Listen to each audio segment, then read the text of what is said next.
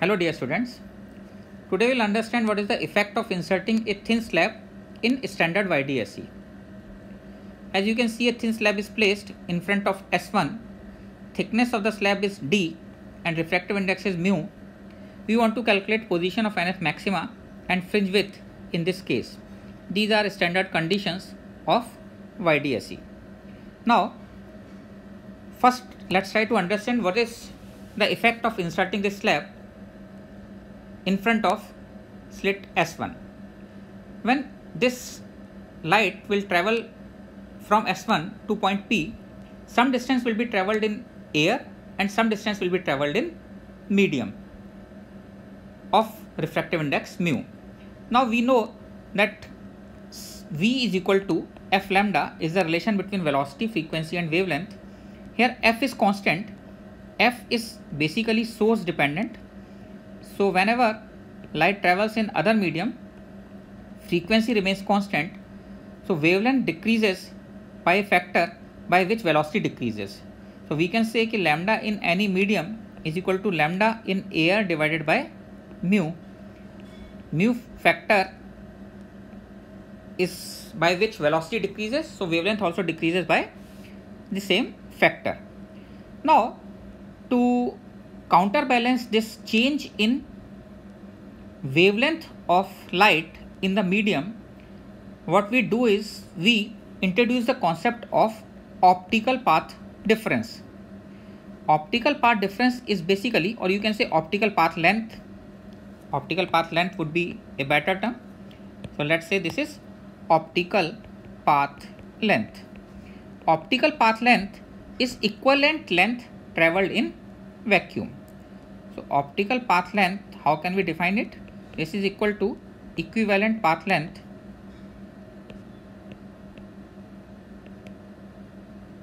in air or vacuum. How can we calculate it?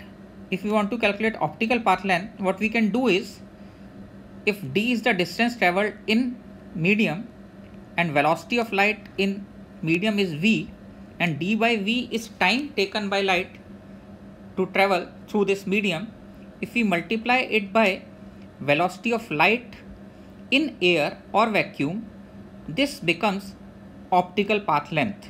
C by V is, we know, the refractive index of the medium. So mu into D is optical path length.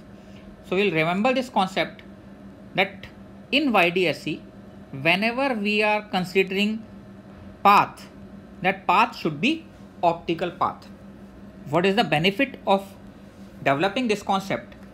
Now we can forget the change of wavelength, and once we are considering optical path length, wavelength will always be considered in air.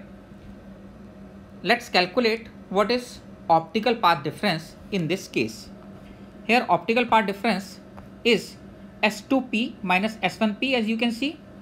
So S2P minus S1P minus T. S1P minus T, why? Because S1P is distance traveled in air. S1P minus T is the distance traveled in air and T is distance traveled in slab. So this becomes S1P minus T plus mu into T. So optical path difference comes out to be S2P minus S1P plus T minus mu into T. Now all of us know that condition of nth maxima is that path difference should be equal to n lambda, where lambda is in air. If we are considering optical path difference, we can always consider wavelength in air. That is basically the concept of developing. This is basically the purpose of developing this concept, that lambda we do not want to change. So here you can see that S2P minus S1P plus T1 minus mu is equal to n lambda. S2P minus S1P we have already calculated. You must be knowing that S2P minus S1P was equal to d sin theta, and when sin theta is small we write it d tan theta, and tan theta is yn upon capital D, where yn is distance of nth maxima from O. So from this relation we can write dyn by capital D equal to n lambda plus mu minus 1 into T. You can see that position of nth maxima is n d lambda by d plus mu minus 1 t, capital D by small t. Initially when slab was absent, this nth maxima was formed at this distance n d lambda by d. So this is additional distance.